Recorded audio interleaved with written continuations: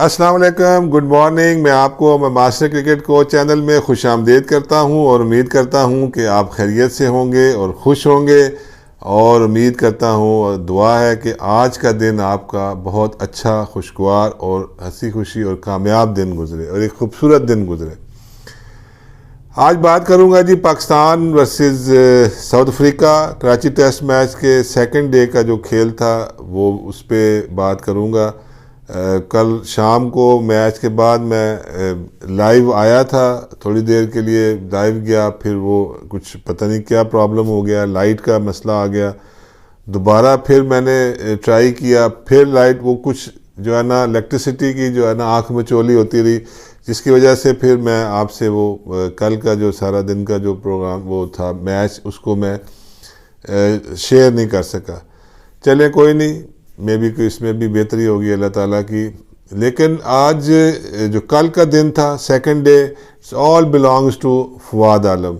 फवाद आलम ने कल जिस तरह की इनिंग्स खेली और जिस तरह की डिटर्मिनेशन के साथ, जिस तरह की कमिटमेंट के साथ और जिस तरह वो खेला है, मेरा ख्याल है अनबिलीवेबल है कि एक वो प्लेयर जो 11 साल से टेस्ट क्रिकेट से, इंटरनेशनल क्रिकेट से आउट रहा हो और कंसिस्टेंटली परफॉर्मेंस करता रहा हो और उसने कहीं पे भी जो है ना अपना दिल नहीं हारा। एवरी सिंगल ईयर मेरे साथ भी वो खेला, मैंने भी उसको रावलपिंडी से भी हमने एक दफ़ा उसको पिक किया और फिर 2006 के अंदर मेरे साथ ऑस्ट्रेलिया ए के टूर पे भी वो गया। इंतहाई हम्बल, इंतहाई डाउन टू अर्थ वो लड़का है और इंतहाई मेहनती लड़का है। और जिस तरह की कल उसने परफॉर्मेंस दी है और 4 टेस्ट मैच, पहला टेस्ट मैच उसको इतने प्रेशर के बाद इंग्लैंड में खिलाया गया मैच और इंग्लैंड में वो इतना नहीं कुछ कर सका। फिर जो है वो 2 टेस्ट मैच इंग्लैंड में खेला और फिर न्यूजीलैंड में खेला टेस्ट मैच और 100 किया और फिर अब जो है साउथ अफ्रीका के ख़िलाफ़ मतलब 4 टेस्ट मैच खेला, 2 सेंचुरियाँ उसने कर दी। और पिछले 11 साल से सारी दुनिया कह रही थी कि इसको खिलाएं, लेकिन वो नहीं खेल सका। अनफॉर्चुनेट है। और मैं टू बी ऑनेस्ट उसकी जो है ना आफ्टर द मैच जो है वो प्रेस कॉन्फ्रेंस सुन रहा था। बहुत से जर्नलिस्ट आपको पता है शरारती होते हैं, ऐसे क्वेश्चंस करते हैं। तो उन्होंने उससे पूछा कि पिछले 10 साल का जो है वो हिसाब आपका जो आपने ज़ाया किया वो कौन देगा। तो उसने बड़ा अच्छा उसका जवाब दिया, जो कि उसको जवाब यही देना चाहिए था। उसने यही कहा कि नहीं, जो है ना पिछले 10 साल में भी मैंने बहुत कुछ अचीव किया। 10 साल की मेरी अगर डोमेस्टिक में मैं परफॉर्मेंस करता रहा, अल्लाह ताला मुझे इंटरनेशनल क्रिकेट में अगर नहीं आने दे रहा था, लेकिन जो है मैं डोमेस्टिक में तो मेरे से परफॉर्मेंस पे परफॉर्मेंस हो रही थी। और अगर मैं खेल जाता और शायद मेरा कैरियर शॉर्ट होता, लेकिन अब मैं जो है ना जब वापस आया हूँ तो इंसान देखें खेलता उसी वक्त ही है जब अल्लाह ताला की मर्ज़ी होती है। इंसान कोशिश करता रहता है। अब वो नहीं इतना अरसा खेला, इतना अरसा उसका कौन कसूरवार है। अगर वो खेलता तो जैसे अभी मैं कल सुन रहा था कि जी वो पता नहीं इस वक्त उसकी टेस्ट क्रिकेट में 20 सेंचुरियाँ होती, तो ये कोई कुछ नहीं कह सकता है। क्या पता उस वक्त वो खेलता, 1 सीरीज़ 2 सीरीज़ नहीं कुछ करता, बाहर हो जाता। लेकिन वो बस इसकी जो बेस्ट चीज़ थी कि वो डोमेस्टिक क्रिकेट में परफॉर्मेंस करता रहा। यही चीज़ जो है ये आने वाले प्लेयर्स के लिए, और वो प्लेयर जो गए इंटरनेशनल क्रिकेट को टच किया और वापस ड्रॉप हो गए, उनके लिए फवाद आलम से बड़ा रोल मॉडल कोई नहीं है, जिसने इतने साल उसके बाद फिर उसने सेंचुरीज पे सेंचुरीज, एवरी डोमेस्टिक सीज़न उसकी परफॉर्मेंस जो थी वो टॉप लेवल की थी। और हर वक्त हर कोई शख्स यही कहता था, हर जो है ना आम आदमी की ज़ुबान में भी कि फवाद आलम को कब खिलाएंगे, फवाद आलम को खिलाएं।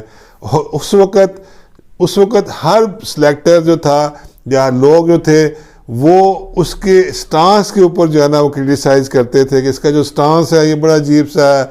और आज जब कल उसने ये रन्स किए हैं तो उसके स्टांस के ऊपर ही कह रहे हैं कि ये इसकी स्ट्रेंथ है, जो है कि इसकी जो स्ट्रेंथ है ये इसका स्टांस है, जैसे खड़ा होता है वो इसको स्ट्रेंथ देता है। और पता नहीं क्या क्या आप जो है ना लोग बातें कर रहे हैं और वो अजीब सा जो है ना मुझे लग रहा है।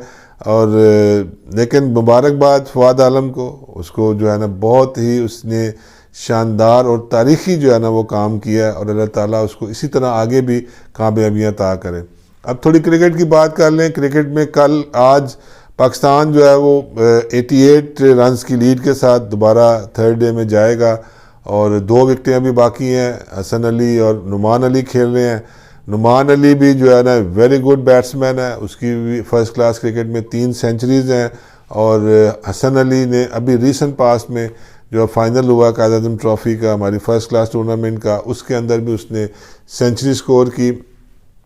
तो अब देखना है कि 88 की जो लीड है इसको कितना पाकिस्तान की टीम और एक्सटेंड कर सकती है, कितना और आगे लेके जा सकती है।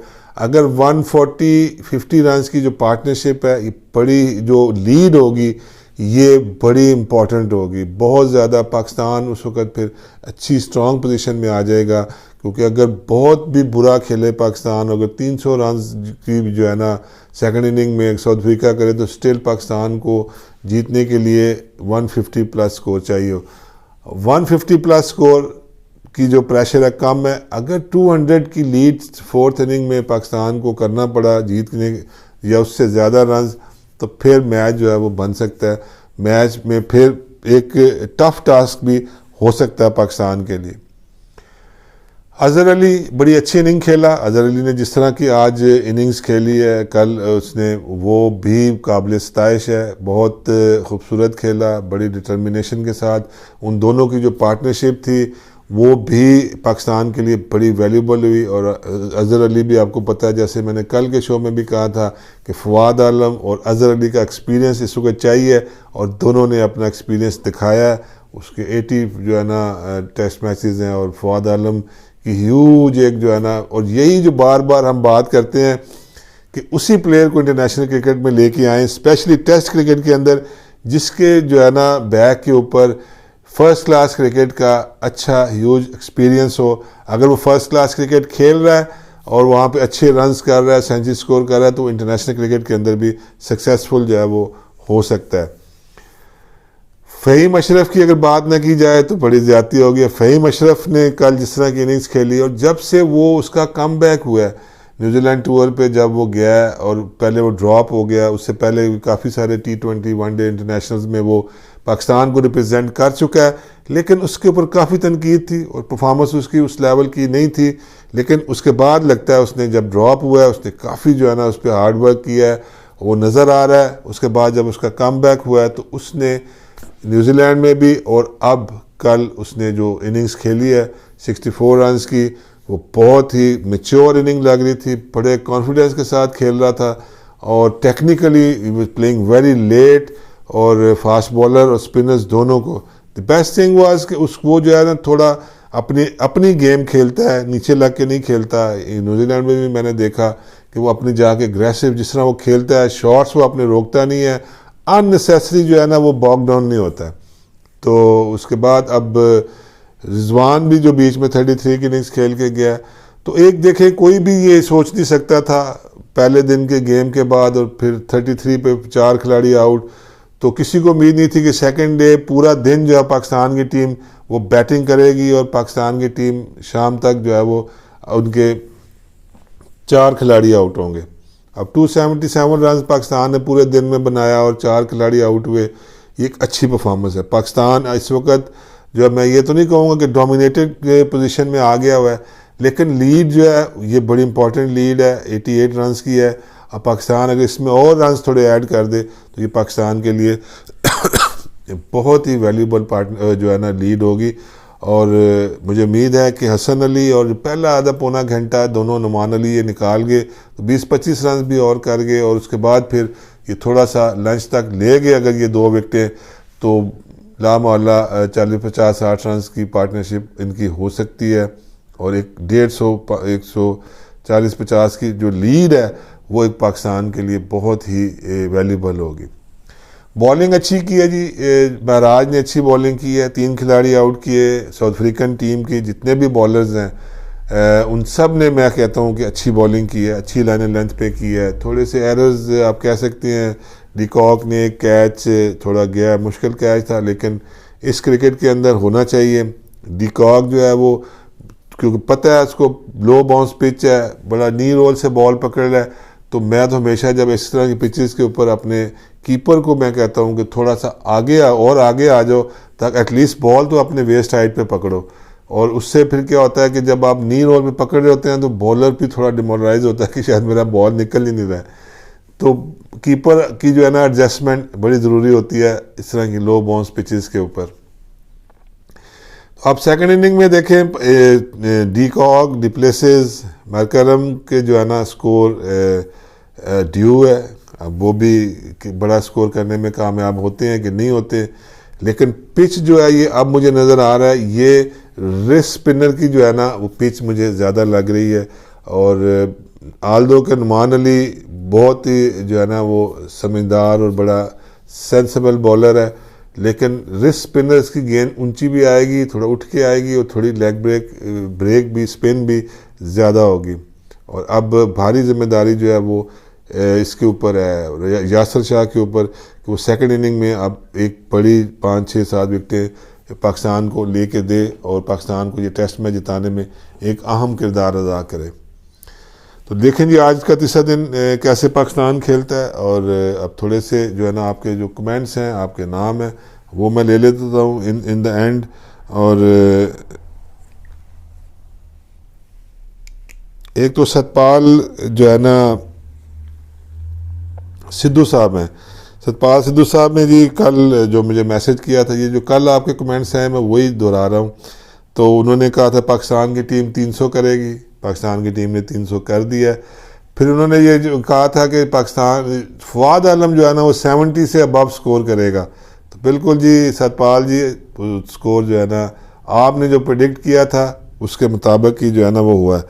अनिल सैनी कह जी रहाने नोज इन लिमिटेशन, जी बिल्कुल अनिल रहाने जो है ना उस knows, I think everybody knows के उसकी क्या लिमिटेशंस हैं, लेकिन he is very sensible and mature. जो है रहाने जो है उसने बड़ा अच्छा जो है ना जो है अपना जेस्चर शो किया।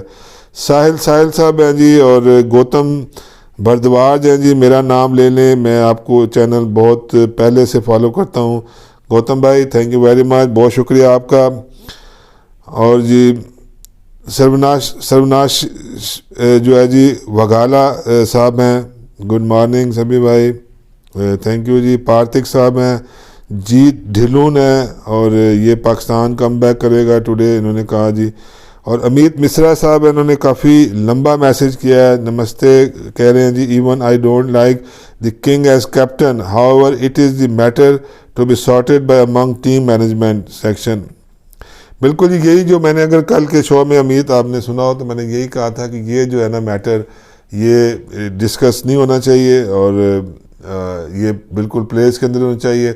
और एट दिस टाइम कोई कप्तानी को लेके लोग शरारतें करते हैं और कर रहे हैं काफ़ी अरसे से। इंडिया के अंदर ही लोग जो हैं वो काफ़ी जो है, मैं सोशल मीडिया पे आगे पीछे देखता हूँ जी कि पहले रोहित शर्मा का था जी, उसको वाइट बॉल क्रिकेट का कप्तान होना चाहिए। अब जो है ना जिनके रहाने के ऊपर जो है ना ज़्यादा बात कर रहे हैं जी कि इसको टेस्ट क्रिकेट के कप्तान होना चाहिए। तो मेरा ख्याल है जब तक अभी कोहली खेल रहा है and is in the form, वो स्कोर रन्स कर रहा है, आपने देखा है वनडे सीरीज़ में भी, T20 में भी, जिस तरह की अभी तक कोहली जो है, तो इस जो है ना चक्कर में नहीं पड़ना चाहिए। इज़ वेरी एग्रेसिव, कोई बात नहीं अगर उसने अभी तक कोई ICC का टूर्नामेंट नहीं जीता, लेकिन उसकी परफॉर्मेंसेस, उसकी अपनी और टीम की अंडर इस कैप्टनसी, वो हमेशा से बड़ी कमेंडेबल रही है और बड़ी अच्छी रही है। अभिषेक आनंद साहब हैं जी, और सुरेश कुमार हैं, संदीप शाह हैं, और कामराज हरिजान हैं जी, पुनीत बेंद साहब हैं, Faisal cricket club academy Rawalpindi हैं जी, कुशागरा सैनी साहब हैं, कमराज हरिचांद साहब हैं, दीप सिंह साहब हैं, कृष्णन साहब हैं। और इन्होंने भी कल, कृष्णन ने भी कहा था जी कि Azhar and Fawad will make centuries. तो ठीक, दोनों ने, एक ने 50 किया, एक ने 100 किया। आपकी प्रेडिक्शन जो है वो नियरली पूरी हो गई है। उसके बाद गोपी इसर साहब है जी, और कृष्णन साहब हो गए जी। तो M4ST3RM जो है ना, ये भी कोई नाम तो नहीं है, लेकिन उन्होंने बस ये फिगर लिखा हुआ है। कि यू आर राइट सभी भाई, जो है ना सिडनी टेस्ट जो है ना was the bigger than the Brisbane. बिल्कुल जी, मैं तो ये समझता हूँ कि अगर सिडनी टेस्ट इंडिया ड्रॉ ना करता और इस सिचुएशन में जहाँ पे कोई भी बिलीव नहीं कर रहा था कि इतना लंबा जो है ना वो बिहारी और जो है वो एशविन खेल जाएंगे, उस टेस्ट मैच के ड्रॉ की वजह से और इतनी 3-3.5 घंटे की बैटिंग, उसके बाद फिर इंडिया के अंदर वो बिलीव आ गया और गाबा टेस्ट मैच, उस परफॉर्मेंस के ऊपर मैं कहता हूँ कि ये जीतने में कामयाब हुई। चाहे यंग टीम थी, चाहे ऑस्ट्रेलिया की स्ट्रॉन्ग टीम थी, लेकिन यंग प्लेयर्स ने भी जो है ना टेबल को टर्न कर दिया था। सुजल पी के बिशट साहब हैं जी, और अंकित कुकराती साहब हैं जी, और कृष्णन हो गए जी, दुर्गेश बी साहब हैं, और टीटू मेरा साहब हैं, जिनके रहने हम्बल ये सारा बिल्कुल जी मैंने पहले ही कर दिया।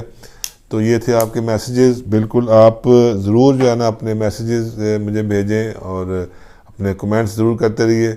और अब दीजिए इजाज़त। बहुत शुक्रिया, thank you very much. My master cricket coach channel को लाइक करें, सब्सक्राइब करें, और सब्सक्रिप्शन जो है वो थोड़ी सी स्लो है। नॉन सब्सक्राइबर काफ़ी मेरा शो देखते हैं, वो मैं देखता रहता हूँ अपने एनालिटिक्स में। तो आपसे यही रिक्वेस्ट है कि जल्द से जल्द मेरे चैनल को लाइक कर दें और सब्सक्राइब कर दें। बहुत शुक्रिया, थैंक यू वेरी मच। अल्लाह हाफिज़।